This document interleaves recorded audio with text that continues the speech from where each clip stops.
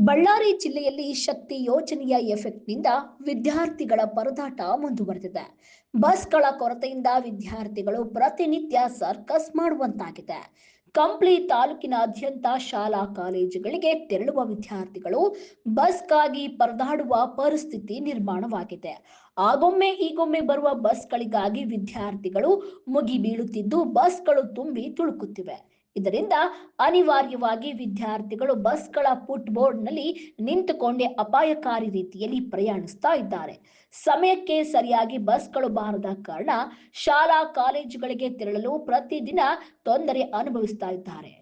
ಇನ್ನು ವಿದ್ಯಾರ್ಥಿಗಳ ಜೊತೆಗೆ ಸಾರ್ವಜನಿಕರು ಬಸ್ಗಳ ಕೊರತೆಯಿಂದ ಸಂಕಷ್ಟ ಎದುರಿಸ್ತಾ ಇದ್ದಾರೆ. ವ್ಯಾಪಾರ ವಹಿವಾಟಿಗೂ ಅಡ್ಡಿಯಾಗ್ತಾ ಇದೆ ಎನ್ನಲಾಗ್ತಾ ಇದೆ. ಈ ಬಗ್ಗೆ ಸಾರಿಗೆ ಇಲಾಖೆಯ ಗಮನಕ್ಕೆ ತಂದರೂ ಯಾವುದೇ ಪ್ರಯೋಜನವಾಗಿಲ್ಲ ಎಂದು ವಿದ್ಯಾರ್ಥಿಗಳು ಆರೋಪಿಸಿದ್ದಾರೆ.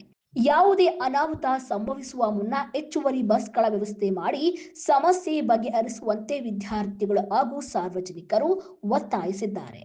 ಇನ್ನಷ್ಟು ಹೆಚ್ಚಿನ ಅಪ್ಡೇಟ್ಸ್ಗಾಗಿ ನೋಡ್ತಾ ಇರಿ PTV ನ್ಯೂಸ್ ಕನ್ನಡ.